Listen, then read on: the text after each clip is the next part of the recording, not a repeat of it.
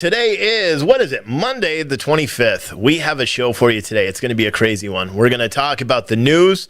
We're going to talk about the headlines. We're going to talk about how the Biden administration is planning on paying for the Build Back Better bullshit plan. We're going to talk about protests in New York City today, the good, the bad, and the stupid. And we'll also talk about this weird story out of Southern California that involves people on the right, people on the left, the police commissioner, one of the police commissioners in San Francisco, and Antifa, and how they're all connected.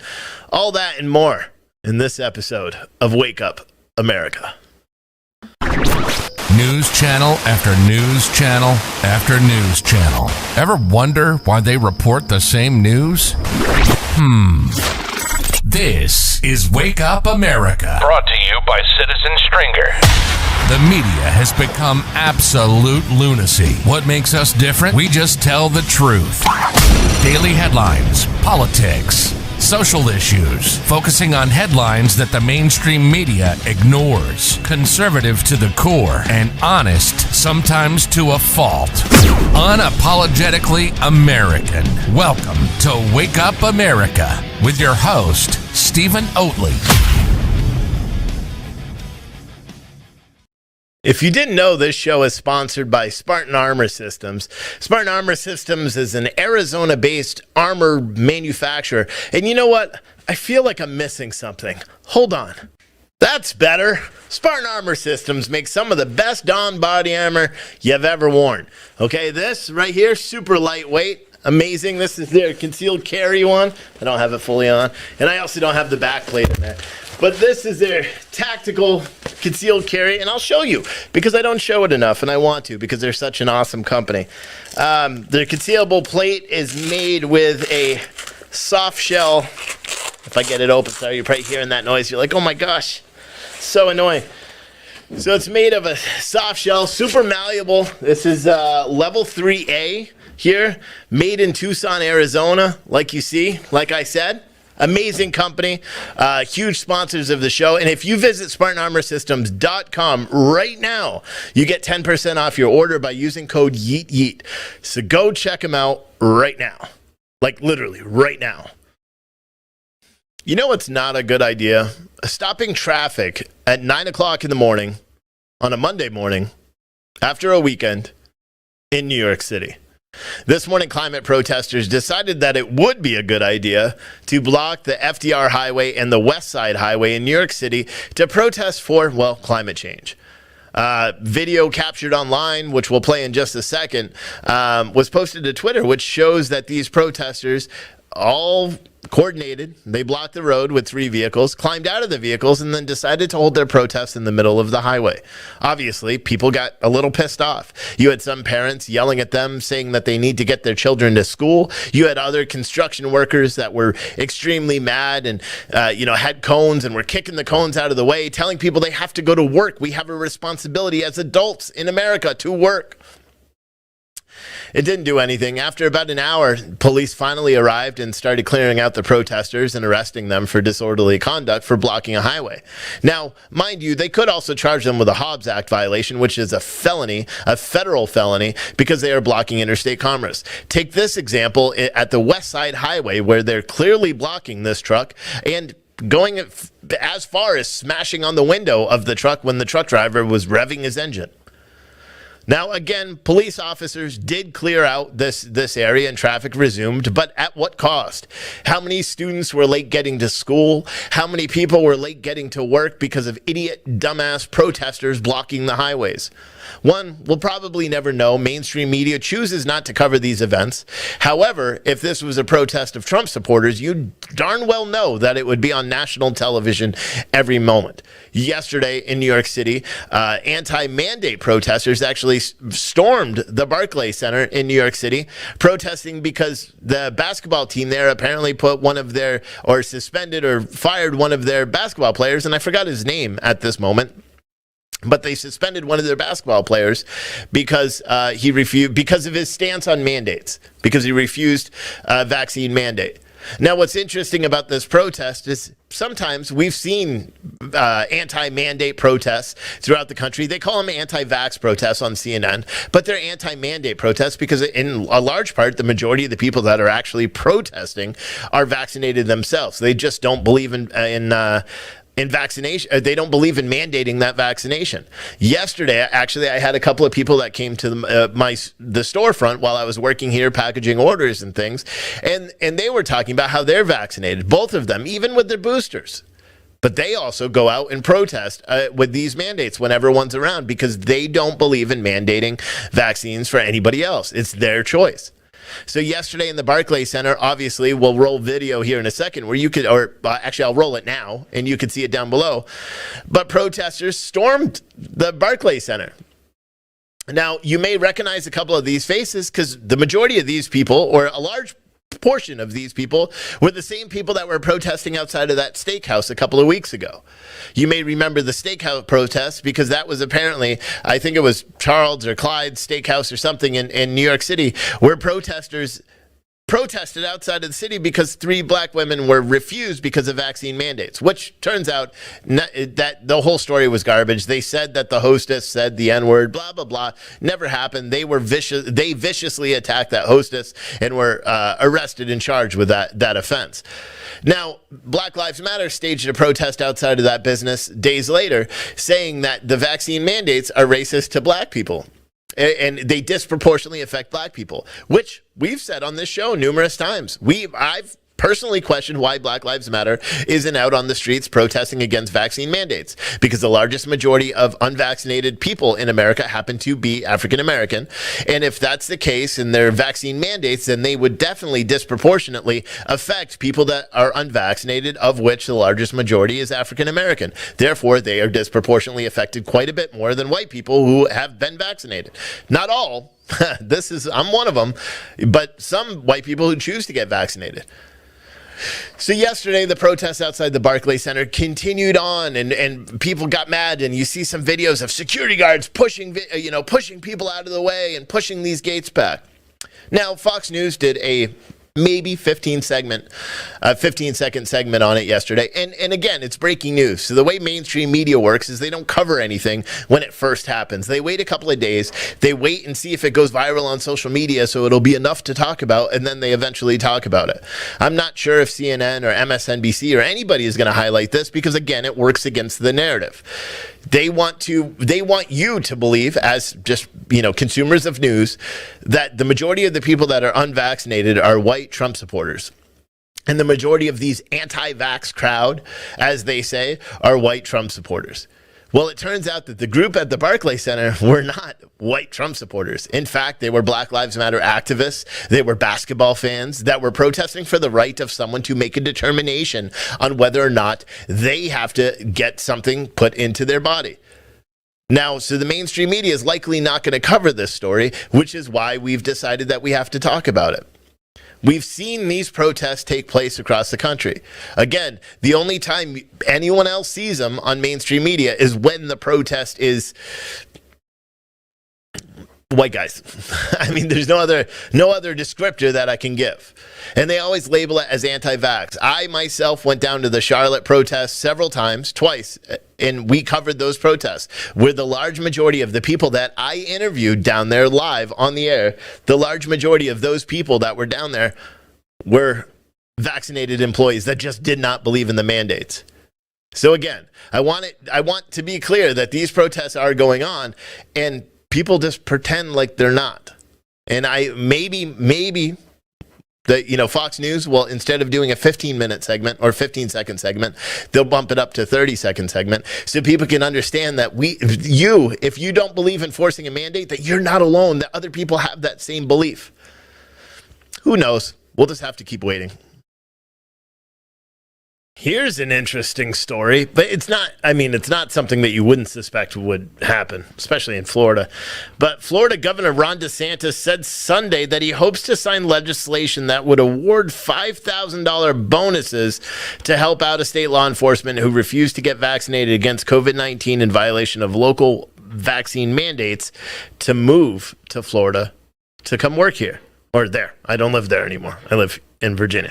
Anyway, DeSantis said in an interview with Fox News on Sunday, the state is actively working to recruit officers from outside the state of Florida to fill needs in police and sheriff's departments, and he welcomes law enforcement personnel who risk losing their jobs for defying city and state COVID vaccine requirements, saying in the next legislative session, I'm going to hopefully sign legislation that gives a $5,000 bonus to any out-of-state law enforcement that relocates to Florida. NYPD, Minneapolis, Seattle, you're not being treated well. We'll treat you better here, fill an important need for us, and we'll compensate you as a result, he said. Now, DeSantis said he believes many of the officers have already become infected with COVID-19, which is driving their decisions not to get vaccinated against the virus. Nobody should lose their jobs based off of these injections, he said. It's a choice you make, but we want to make sure we're protecting your jobs and livelihood. Leaders of several large cities and states have imposed vaccine mandates on public workers, including first responders, leaving them with the choice to either get their shots or be terminated. Today in New York City, massive protests were underway right around lunchtime as protesters marched straight, and I may be repeating myself here, but that's okay. As protesters marched from the Brooklyn Bridge all the way to City Hall, it was thousands and thousands of New York Fire Department, New York Police Department, other city workers. They all had shirts on signifying what department they worked for. It was glorious. It was a great thing to see. In Chicago, more than one-third of its nearly 13,000 member police force are defying the city's mandate to report their vaccination status. And in Seattle, 6 police officers and 11 firefighters have faced termination after its vaccine requirement went into effect on October 18th, while another 93 police and 66 firefighters were seeking exemptions to the requirement. And I believe the police officers, the 96 that were seeking the exemptions, were actually placed on leave, or they were able to take leave because they had time accrued. So we're going to have to wait and see what happens. In Massachusetts, 42,000 state workers were required to be fully vaccinated by October 17th, and the state's police union estimated at least 150 police officers will resign over the mandate. New York City, too, is requiring first responders and municipal workers to be vaccinated against COVID-19 or be placed on unpaid leave, prompting a lawsuit from the New York City's Police Benevolent Association. The National Law Enforcement Memorials Fund found COVID-19 related deaths accounted to more law enforcement officer deaths last year than any other cause combined. It's pretty much the same. If you look, I guarantee more truckers died last year of COVID than they did it in trucking accidents. It's the same thing. It happens across because every single death, well, I can't even say that, but you guys know. Look at the CDC guidance, look at what they've found recently, and then make your own determination. I can't say it on social media. Y'all know what I'm trying to say. What's kind of interesting is, Washington State, I left out of there as well. Washington State, I believe, has lost, I had it written down, didn't I? Washington State has lost 52 civilians, 53 civilians, 67 troopers, 6 sergeants, and 1 captain have all resigned as a result of these vaccine mandates. It's not something that's going away, and hopefully people lead by example, or New York City led by example, hopefully, and that more people will start protesting. It's not new, but it's new for this blue collar worker actually going out and protesting. So hopefully it continues. Because it's glorious to see, to be completely honest with you. Glorious to see. To understand just how crazy America is becoming, we have to look back, right? Not really. We don't have to look too hard. I don't even know where I was going with that. I wanted to talk about Halloween for a second, because Halloween, it's something our kids look forward to every year. My son is going to be a scary clown. My younger son is going to be a superhero. Now, that should be acceptable, right? Those are the things that we practice in America. Halloween is just one of those days. It's the night before All Saints Day, also called Hallowmas or All Hallows Day. Right? It's supposed to be a time where kids are able to walk around and go get candy and celebrate, and teenagers throw toilet paper all over the house. Well, the Anti-Defamation League, like everything they seem to touch, is trying to take away Halloween. Now, you may be curious as to just exactly how they are taking away Halloween. Well, they've issued a new article today, and I'll throw this up so you guys could see it because it's pretty entertaining. They've issued a new article today on their website, and it's specifically for educators, which is pretty entertaining in itself. It says Halloween, when the goblins, ghosts, and stereotypes come out. They're ruining it. They literally want to take away everything. But this is an important article, so I want to talk about a couple of segments of this article so you can understand just how crazy our country is becoming.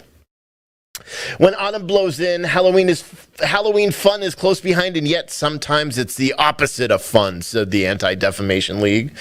Parents sometimes cringe in anticipation of what their child's costume will be. Teachers may worry about stereotyped costumes and playground taunts. College campuses gear up for the parties and resulting bias, conflict, and controversy. Halloween should be festive and exciting when approached thoughtfully. The holiday can bring not just candy and costumes, but creativity, learning, and community building. Now, this is where it gets interesting. I know it's small on the screen, so you probably can't see it, and that's why I'm reading it to you. The ADL wants you, as a parent, to discuss stereotypes and costume choices with your child. Holidays that focus on dress-up can quickly fall into stereotypes, they say. It's important to establish an understanding within school community that Halloween can be creative, fun, and respectful. If students or adults wear costumes that convey stereotypes or demean cultural groups, be sure to address your concerns right away, they write. Before Halloween, be proactive in addressing these issues in advance and use it as an educational opportunity to discuss stereotypes. And it goes on and it says that teachers should explain why blackface is offensive and its history of racism. Tell that to the Prime Minister of Canada. Wasn't Virginia? Was governor also in that boat too? I think so. Anyway, they also want educators to tell people that costumes based on stereotypical representations of ethnic groups, dressing like an Italian or dressing like a Mexican, generalize groups of people, which is a detriment to fostering a safe and inclusive learning environment. And don't dress like poor people.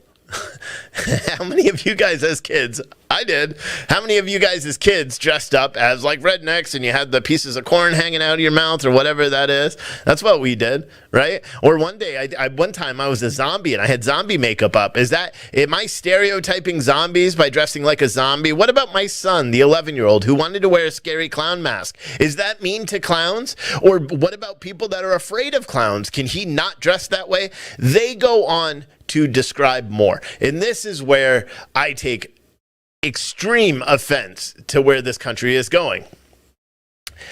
They want parents and teachers, and I swear, if I find out one of these teachers in my kid's school are doing this, I'm going to lose my complete cool. They want teachers to discuss gendered messages and costumes.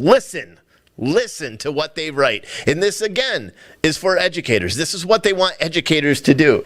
Dress up should be an opportunity for children to try on different personas and expand their horizons. Unfortunately, much of the marketing and messaging around Halloween costumes end up narrowing these horizons and reinforces restrictive social norms around gender and sexual orientation.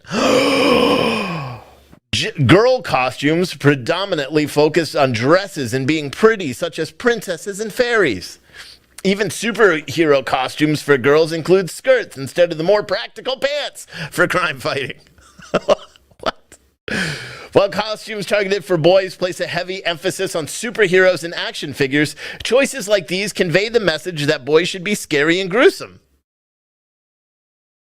Many children are attracted to traditional gendered costumes. Think girls who love princesses or boys who are obsessed with action heroes. When that is the case, it's best not to reinforce that these are only appropriate, or these are the only appropriate options available.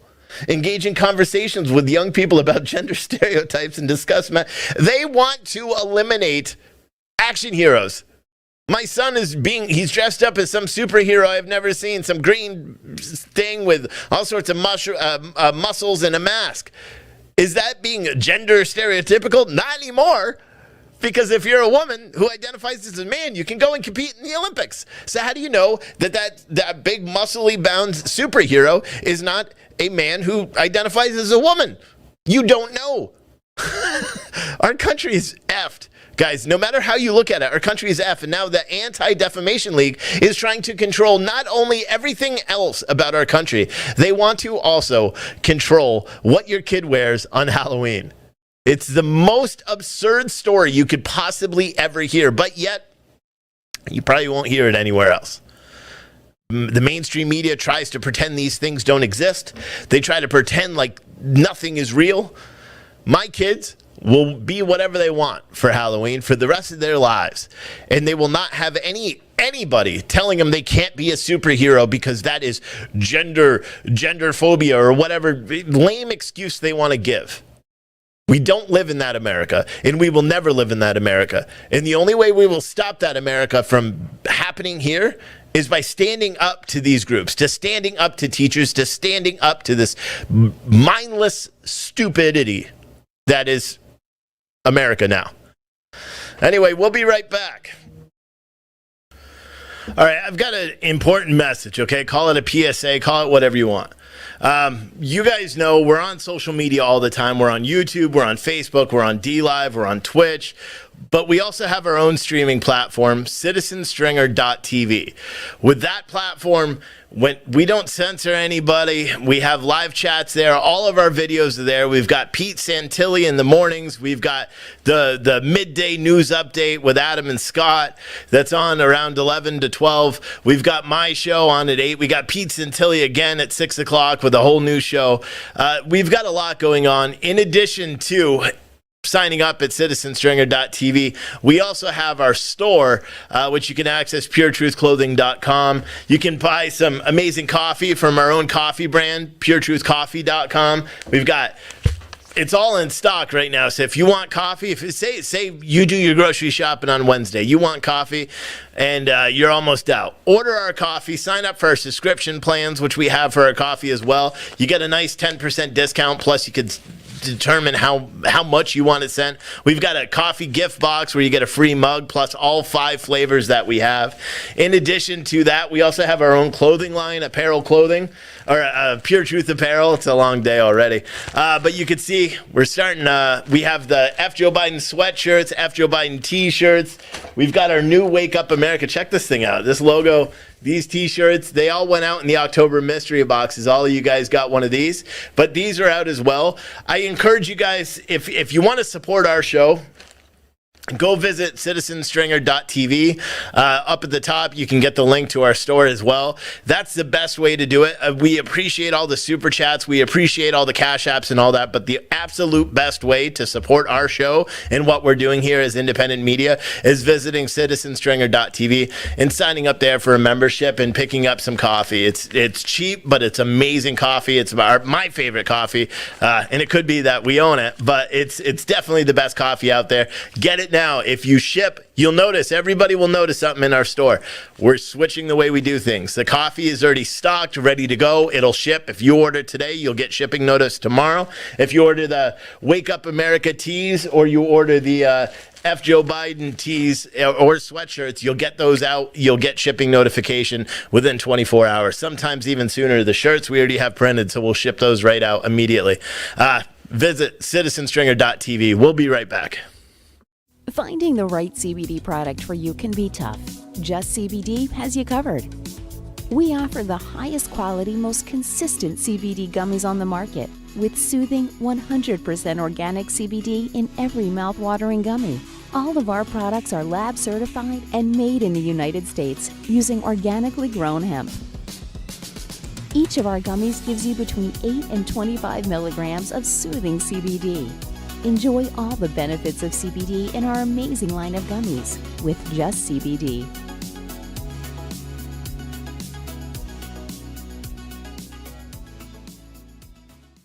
So one thing you guys may have missed over the past weekend was a comment on the State of the Union with U.S. Secretary Yellen.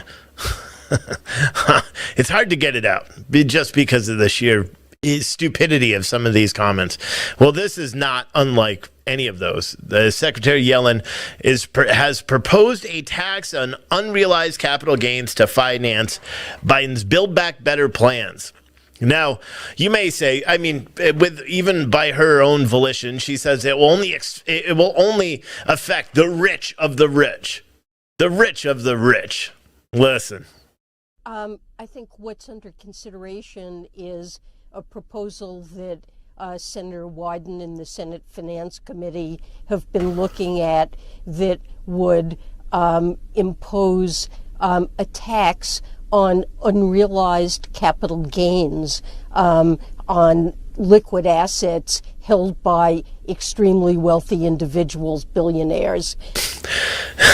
So, I mean, just as crazy, because like anything they say, you actually have to look at the opposite. That's how you find out what they're actually doing. And everyone's already said that there's major issues with how they're going to finance this Build Back Better plan. She's conceded that they want to tax unrealized capital gains.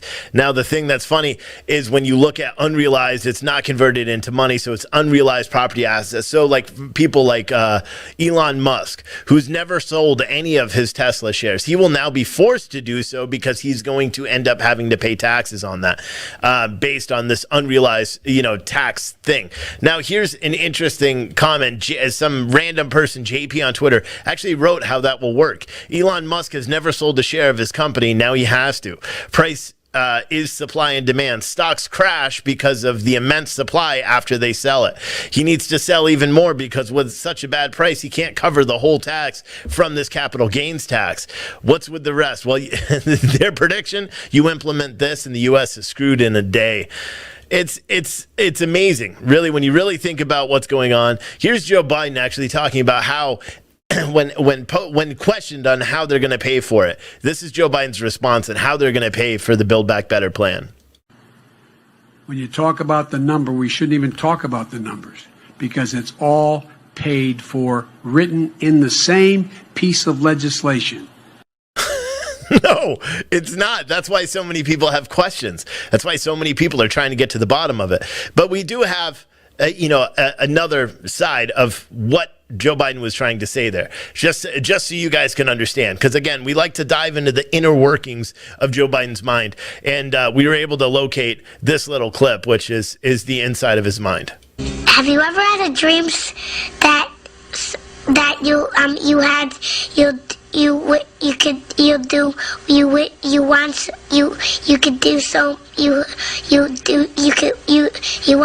want him to do you so much you could do anything? I mean, if that isn't the best look at or look into this whole Build Back Better plan and how it's going to be funded, I don't know. Wake up, America, wake up. Now, we know that Loza Alexander's Let's Go Brandon hit was banned on TikTok and taken down, and the thousands of reaction videos that led that video all the way up to number one have been taken down. Well, now it's interesting because YouTube and Instagram are following suit, banning another Let's Go Brandon song. Rapper Bryson Gray took the popular euphemism and turned it into a rap song. The song quickly went viral on TikTok and is now Apple Music's #1 hip-hop song. The song even surpassed Adele's new hit, Easy on Me, which sucks. According to Fox News, the lyric version of the video was originally banned, but then the actual music video was also taken down. The reason it was banned, however, might shock you. YouTube said the video contained medical misinformation. A hard strike was issued against Bryson Gray's account. Now, YouTube has banned Let's Go Brandon song from YouTube due to medical misinformation. What medical misinformation is in the song, he tweeted. Gray was not disheartened by the ban, saying, "We did it, from banned on YouTube to passing Adele on the iTunes chart to become the #1 song in the country. Stop being afraid of censorship. Stop being afraid to have it all canceled. Stand up. Thank you so much and keep it going." YouTube apparently said they would review the matter, but no changes have been made as of this video. Jumping in, we're passing this along to the right team for a re-review. A reply on his Twitter account said, "We will share once we hear back from them. They appreciate the patience in the meantime," they say. Instagram later banned the video as well, saying it contained harmful false information. Instagram just banned the music video also. He added on Twitter, Crazy, crazy stuff. You know what? Here's a little soundbite from that band song.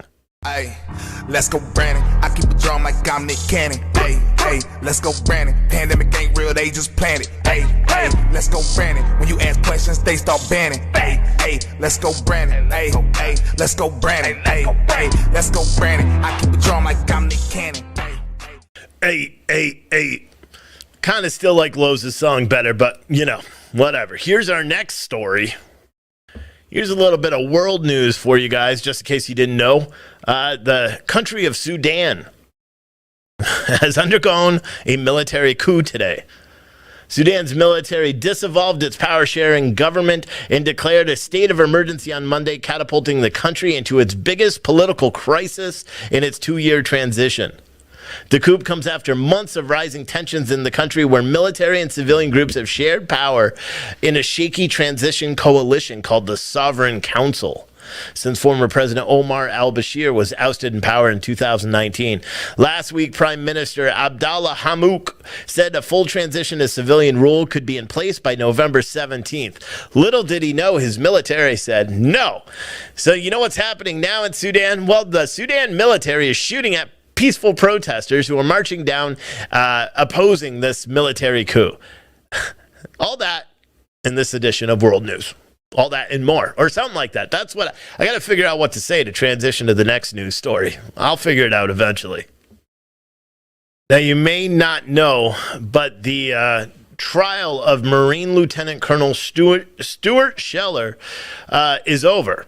Much of the media has moved on to other stories, but his story is not yet complete, and his parents are still working tirelessly to get the word out on what needs to be done. Kathy and Stu Scheller Sr. have taken the reins of an initiative to put pressure on the Secretary of the Navy, Carlos Del Toro, to make good on the deal that the military made with Scheller during his pretrial confinement, allowing him to resign with either an honorable discharge or a general discharge with honorable conditions.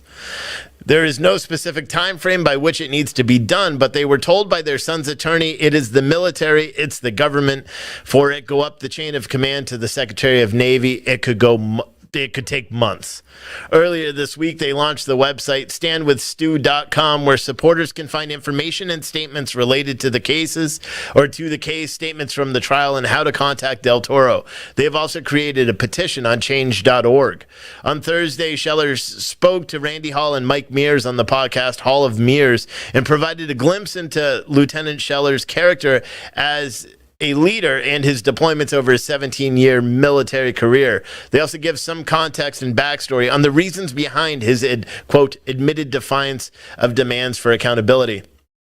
Mrs. Scheller wants people to understand that this whole thing is personal to her son and related to a story of an incident that occurred approximately in 2010 in Afghanistan.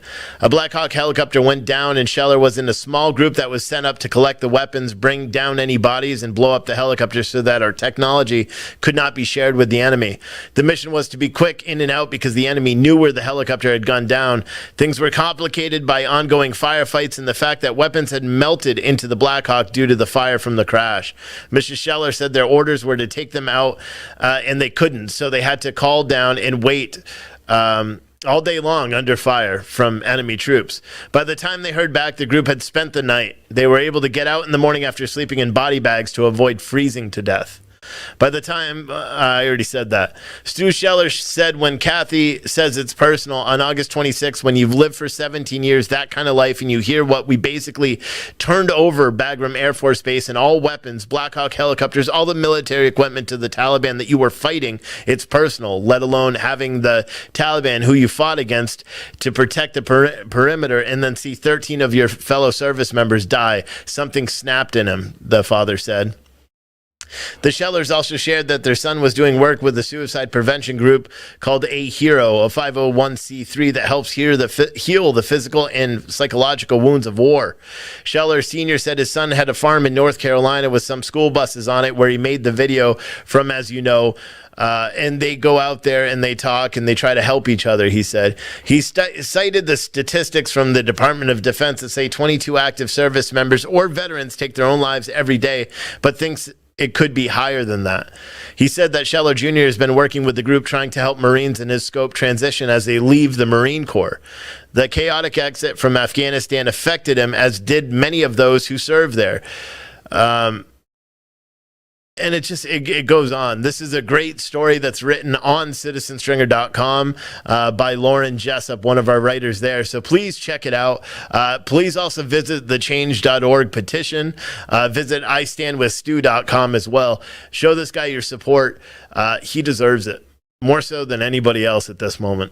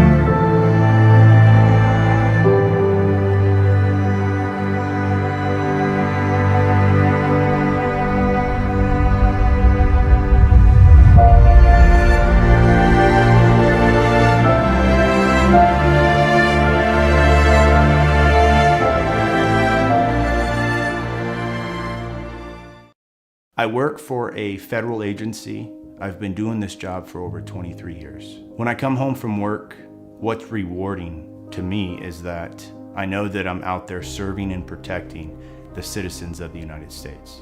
My job can be dangerous.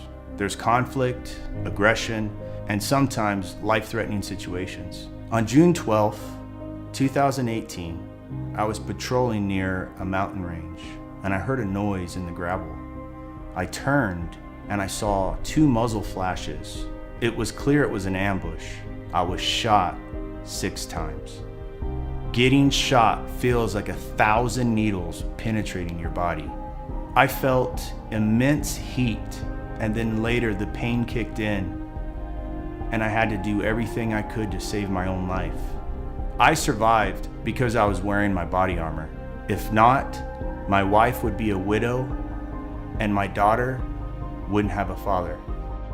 Spartan armor saved my life.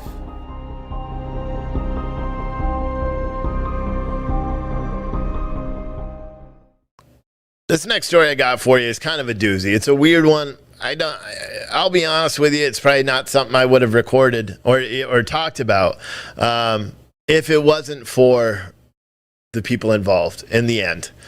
And in the end of this conversation. But in order to get to the connection between Antifa and the San Francisco Police Commission, I first have to talk about all this other childish bullshit that's going on beforehand.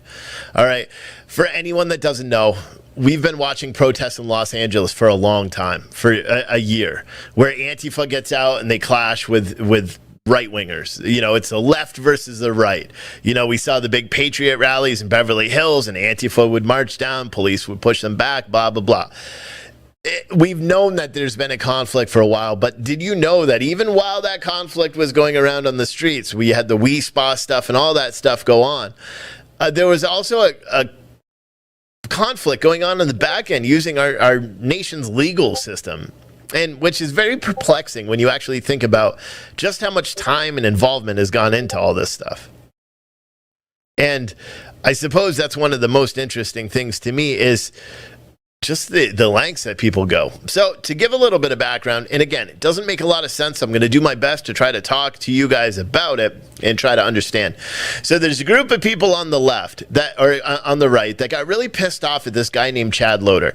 Now, I'll be honest, until a couple of weeks ago, never even heard of this guy. Don't know who he is. I in the searches that I found, he's some sort of tech guy. He's sold tech companies. He's got money.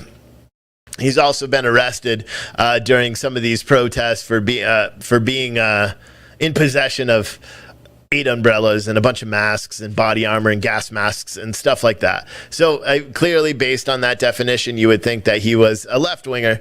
And it turns out, if you go to his social media profile, because again, I was blocked by him on Twitter for some reason. I've never even heard of him. So I was able to go through one of our other accounts and look at his Twitter page, and he's a stereotypical left-wing guy. Yeah, there's a little bit of dosking type behavior, but it's all like chud this, chud that, chud this, like all the same stuff, anti-Trump, all the same stuff, calling people insurrectionists, all that garbage. So it's just weird because you have a group of people on the right that got pissed off because apparently this guy was doxing them, causing them to get threats through their social media. And again, everybody's been doxed. I've been doxed. You've all been doxed. It happens. It's a real threat. My address was posted online a week after I moved here, and unless you take the power away from them, they're going to keep doing it.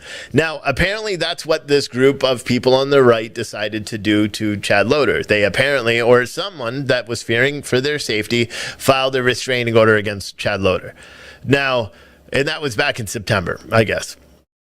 As a result of that restraining order and another restraining order that was filed against someone else that Chad Loder doxed and all that stuff, Chad Loder was forced to give up his guns, and he had to go turn in his gun and all this.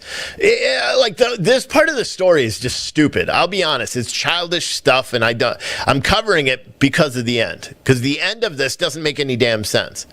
So long story short, they filed restraining orders against Chad Loder. The process server recorded the video. They sent the video of the process server. They leaked it to Andy No, who then published it on his social media page. Now, the whole thing is just perplexing, and I remember seeing it on Andy No's page of him getting served, and I'm like, who cares? Who cares? Don't we have bigger fish to fry? And they posted it on. Andy No's actually been tweeting a lot about this, but that caused this guy Chad Loder to go out against all these other people.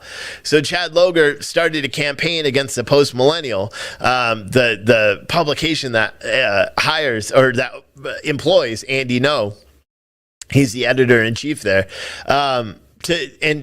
to have all their advertisers quit. So and essentially they did do that. They targeted Andy No, they targeted the Post Millennial. Advertisers did what they've been doing for the past year, and they cower and back off because everyone said Andy No was a racist. And it doesn't matter that the facts disprove that. That's just what they said. The whole thing is weird because then Dan Bongino got involved with Simply Safe, and he got tied into this whole thing. It's like childish, but it's not, because people were doxxed. Okay, so people were doxxed. People had their lives threatened, and I'm not trying to minimize that.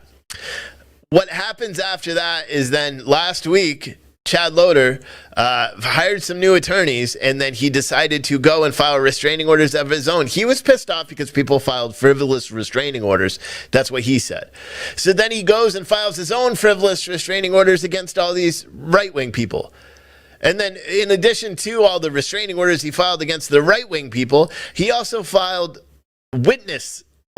notices to appear for witnesses to a bunch of other people, because he believes there's this big elaborate scheme on the right to go after him through the legal system. It's so stupid. That's literally what he says on his Twitter page, and he said it was all a big elaborate thing to come after me and use the legal system after me, and it's backfiring on them.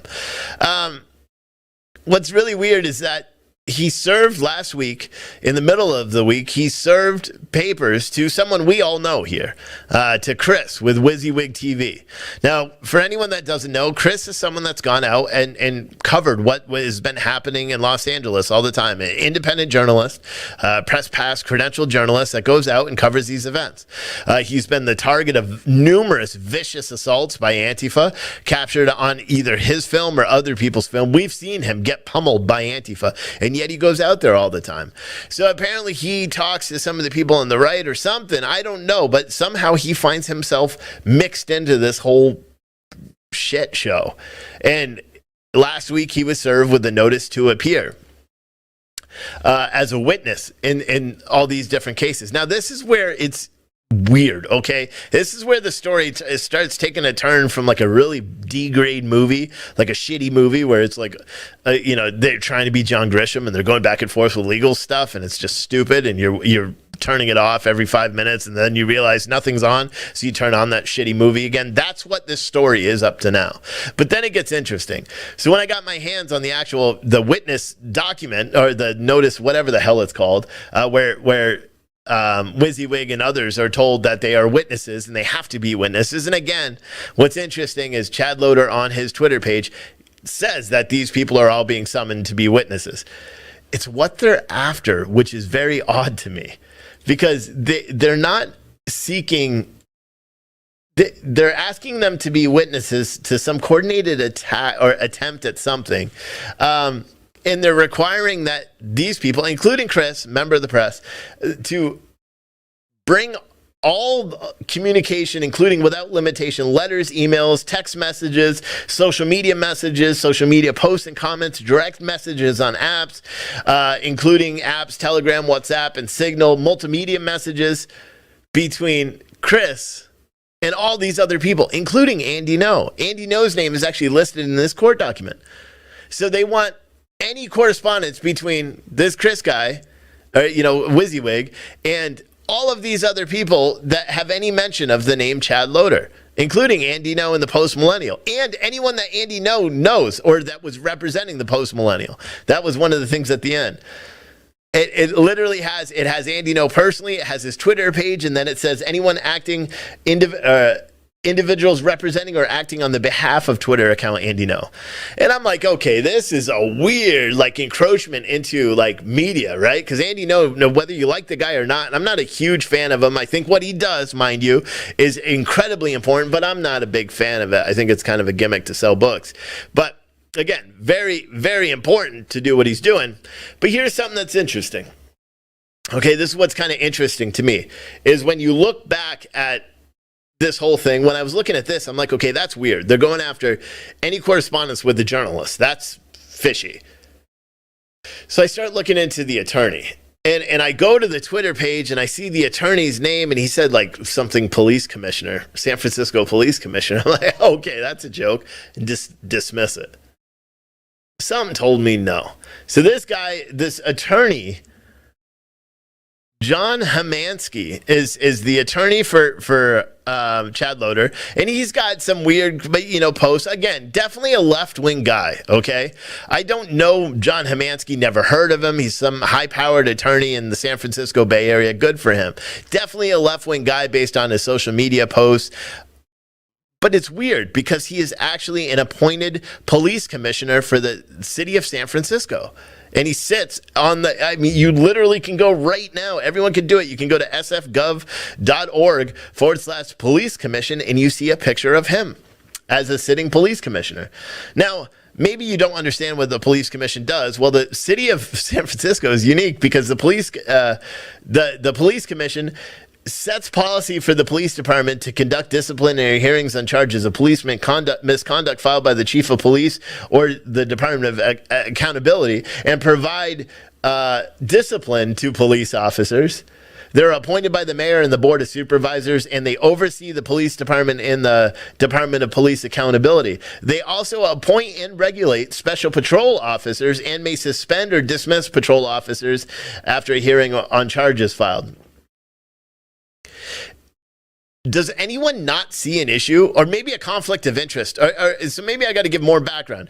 Of the protests that we watched last year that we live streamed here on this channel, how many of those protests occurred in San Francisco where black bloc-clad domestic terrorists marched down the street yelling, all cops are B-words and defund the police and all these same things? We've heard it, right? So wouldn't you think it's a conflict of interest for someone that clearly is representing a client that has ties to this left-wing behavior, the same left-wing behavior that we saw before with the protests and the marching and umbrellas? You see what I'm doing?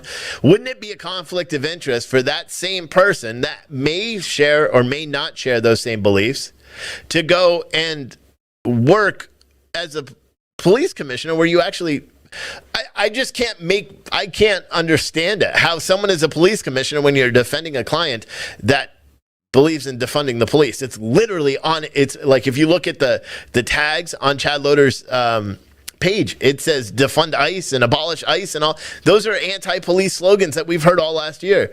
So he's defending a client that is anti-police through and through. It's mind-boggling to me. It doesn't make any sense. And then you go on more, and then you have an attorney making jokes about Asian height and saying, remember the rooftop Korean? Apparently he's involved in this whole pissing match between all these people in Los Angeles. But then you have the police commissioner in San Francisco and the attorney for Chad Loader calling the rooftop, saying he shouldn't be called the rooftop Korean. He should be called the basement Korean because he's so short. Is that an Asian joke? Should this guy be fired? He's a police commissioner in San Francisco. San Francisco has a huge Asian population, and then he makes a short joke at the expense of an Asian person. Like that part of the story is like mind-boggling to me. My real questions still remain is why? How is he on the police commission? Now, I'll be honest, I called the San Francisco Police Commission today, and I called their legal department and their public relations department today to try to find out if there's a code of ethics that a police commissioner has to abide by. And I was being very vague when I was talking to them because I didn't want, any undue scrutiny coming on anybody. But I wanted to know if someone's appointed by the mayor to hold a position as a police commissioner, is there a code of ethics that they swear by where maybe it says that you're not defending or cooperating with people that have ties to Antifa and have ties to groups that are literally going out and stabbing people? Because that's what Antifa has done in Southern California is they stab people. We already know that. We've seen it. They attacked police. They attacked police cars. They rioted. These same people, they're all connected. And how is the sitting police commissioner tied to that? It doesn't make any sense. Or why would they even want to be? Is it a money thing? I don't know. I really don't know. So it's very confusing to me. But you may know that just while I was talking about it, I was kind of watching what I said. I'm being very careful about it because, well, we have to. Because everyone's litigious. It's the same way we covered Nexus. We covered that in such a way that it protected ourselves. And who knows? I've never heard of any of these people. I think this is the biggest waste of time anyone could imagine with all these restraining orders back and forth. You know what I think should happen? In all reality, Twitter should suspend Chad Loader because he has some threats on social media and he has DCMA claims and all this other crap that's been going on. The city of San Francisco should take a hard look. And if they don't have a code of ethics for commissioners, maybe they need to put one into place where you don't, compare people to insurrectionists and all that stuff and make jokes at the expense of Asian people. That I find very, very offensive, especially with all the Asian hate crimes and all that stuff that's been going on in San Francisco. You have a sitting police commissioner make an Asian joke and say you should call someone the basement Korean because of their height and how small they are. That's just a very odd thing to me. But yeah, I suppose I'm going to look into it more. And when I do get a reply back from the city of San Francisco about a code of ethics, we'll update it. But the whole thing going back and forth and how Andy No is involved and how Chad Loader's involved and Dan Bongino and all these other people and Chris, with WYSIWYG, someone that we know about. They're worried that the sole purpose of these lawsuits back and forth from Chad Loader is just to ruin them financially. And I'm like, well, I doubt it. Well, hopefully not, but whatever. It's just a really weird story, and it deserved coverage. And again, we will follow up about Police Commissioner John Hemansky and his involvement with this guy as his legal representation with an Antifa, a known Antifa operator. It's just very odd to me when he's a sitting police commissioner. Wouldn't you have some sort of ethics violation there? Maybe, I don't know. That it just doesn't make a lot of sense. But that if there's no code of ethics for that position, then there would be anything. So, and maybe I don't know, maybe John Hemansky. I don't know him either. I've never heard of him before this whole thing, so maybe he's just unknowing of what's going on.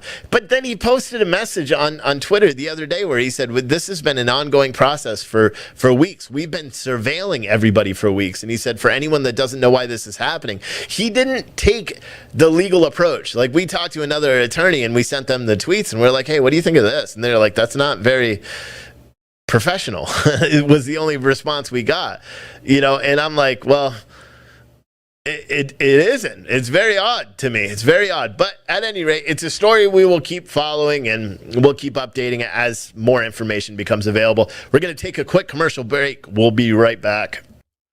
And I guess our last story of the day is going to be a doozy, okay? Many of you guys probably saw a tweet that I tweeted out this morning or yesterday, I don't remember, about a Rolling Stone article that said or at least 3 unknown organizers that wish to remain anonymous have come out publicly and said that they met with White House officials. Now, it's not ironic, the Rolling Stone author, Hunter something, I forgot what his name was, he basically made up a story and nobody's going to hold him accountable. The Republicans that were named in this, though, they're pissed. Multiple Republican members of Congress are pushing back against allegations that they and their staff helped plan the January 6th Stop the Steal rally that devolved into the Capitol riot. An article published Sunday by Rolling Stone claimed that 2 individuals involved with planning the Stop the Steal rally met with close to a dozen other members at one point or another of their staffs. Both individuals are cooperating with the House Select Committee investigating the riot, according to the report. The planners claim to have met with 5 members of the House Freedom Caucus or their staff, 4 of whom directly denied any of these allegations, which is pretty interesting, right? Now, everybody knows who one of them. There was this grifter that was part of the Stop the Steal rally, right? Everyone knows his name. I'm not even going to say his name on this thing, but you guys all know his name. It begins with Ali and ends with Alexander. Okay, that guy, he's just something about him, never really liked myself. As soon as the January 6th event happened, he disappeared. It disappeared. All these stories came out about all his malfeasance and fraud and all this stuff.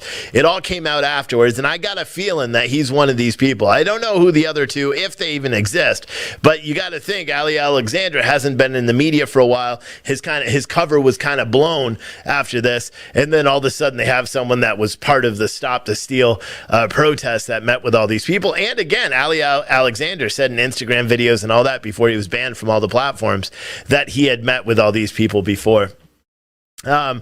These anonymous people from the Rolling Stone article they said, apparently these are quotes from this whistleblower. And I used the quotation mark, the hyphen thing that I'm doing that you can't see if you're listening to a podcast. I do that because I frankly don't believe it. Ever since Rolling Stone article said that we were 16-19 deniers and Devin Nunes fans, I'm like, you never asked us for a comment. You never even looked on our website at the point that Rolling Stone article was written. We didn't even have a single article about the 1619 project, let alone anything about Devin Nunes. But Rolling Stone actually mentioned us in our news organization in a hit piece once before, just writing us off as a far right news outlet, which is kind of completely opposite of the truth, but that's okay. But some of these quotes that they use from these anonymous people say, I remember Georgia Rep. Marjorie Taylor Greene specifically, one of the planners reportedly said. Greene denied meeting with any of the organizers, calling the allegations ridiculous and Rolling Stone a pathetic piece of trash for publishing them. They're talking about their sources and sources quoting sources, but not giving names. So that just reminds me of the whole Russian collusion lie and that type of language that Adam Schiff uses when talking about sources, she told the Daily Caller today. The whole thing is their same playback, she continued. Make up a story, publish it, then all the other outlets rinse and repeat, which is exactly what will end up happening with this story. One of the individuals cited by Rolling Stone claimed to have met with teams for Colorado Representative Lauren Boebert, North Carolina Rep. Madison Cawthorn, and Arizona Rep. Paul Gosar, like back to back to back, he said, apparently. That's a quote from them. A spokesperson for Cawthorn also denied the allegation, saying these anonymous accusations are complete garbage. Neither the congressman nor his staff had advanced knowledge of what transpired at the Capitol on January 6th or participated in any alleged planning process. Unhinged Democrats are trying to impeach President Trump a third time by going after his defenders in the Congress. And apparently only Rolling Stones would stoop low enough to accept their narrative built on anonymous sources. We see through their BS, a spokesperson said. Arizona Rep. Andy Biggs also denied through a spokesperson allegations that he and his staff were involved in planning the rally. Writing, Representative Biggs has addressed the events on January 6th several times and has made his lack of involvement abundantly clear. It should come as no surprise as the basis claims by anonymous sources were given a public platform by a fake news tabloid such as Rolling Stone. The far left is terrified that the American people hold Biden and the Democrats accountable for their failing socialist agenda and are attempting to deflect. That's something that we've repeatedly said. We've repeatedly said. And then the article, Rolling Stone even goes further and says one of the individuals also claimed that Gosar spoke with the President Donald Trump about a blanket pardon for any people involved with the rally. Gosar's chief of staff, Thomas Van Flein, was named as the named by the select committee in a September 30th records request from the National Archives. Both individuals cited in the Rolling Stone article claimed to be in contact with Boebert and Gosar on January 6th. Boebert declined Daily Caller's request for a comment. Gosar said the Rolling Stone story is categorically false and defamatory. The House Select Committee is expected to request the telecommunications record of 11 House Republicans believed to be involved with the planning of the rally. CNN reported in August that Biggs, Boebert, Alabama Rep. Mo Brooks, Cawthorn Green, Texas Rep. Gohmert, and Gosar were named in the Rolling Stone report and the CNN report. Brooks did not immediately reply to Daily Caller's request for a comment. The Select Committee also requested in August that the National Archivist David Fierro provide communications between the Trump White House and all members of Congress. They're going. And again, they have to. It's to deflect on what's going on. It's to deflect off the border crisis. It's to deflect off of Biden's failures as a president. It's to deflect off of the unemployment numbers. It's to deflect off inflation. And we're not going to not hear about it. Now, we as a news outlet have to do our best to report what actually goes on, even if it is just like revolting and makes you want to puke in your mouth, which this story does. The Rolling Stone article, I read it in its entirety when I saw it. And it's pure garbage. It's the same kind of stuff that CNN has been writing about, naming anonymous sources or people familiar with the person's mindset or people who talk to people who talk to people who talk to people who talk to people who talk to people that, guess what, talk to other people in that are familiar with his mindset. They don't have any actual sources. They're making up the news. And the sad part is millions of Americans actually read it and believe it. And it's tragic. It's a tragic thing. Well, that does it for this episode of Wake Up America. I thank you guys so much for watching. Just a little disclaimer. This video, if you couldn't tell, was recorded in advance and then it's being broadcast live on some platforms and it's being premiered on others. The reason why we're doing that is to see if we can cut ahead of this shadow ban, to see if we can beat the shadow ban. We typically can't get a lot of live viewers, so we're trying to see if we can do this, if it helps us through the social media thing. We're going to be trying this throughout the week. I will go live at certain points, but we're going to just try this for our distribution through social media to see if this helps carry on. Plus, it also frees up my evening, so I get to spend time with my family and hang out in the chat with all of you guys. Again, if you'd be so kind, check out our store, sign up for a membership, citizenstringer.tv, and just keep supporting us, and we'll keep supporting you guys with real news. Thank you so much for watching. We will see you guys mañana. That means tomorrow in Spanish. You've been listening to Wake Up America with Stephen Oatley. Unapologetically American and unapologetically honest.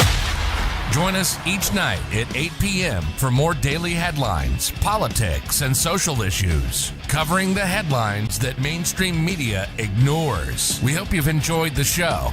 If you did, make sure to like, rate, and review the show. See more on the website at citizenstringer.com. And we'll see you tomorrow on Wake Up America.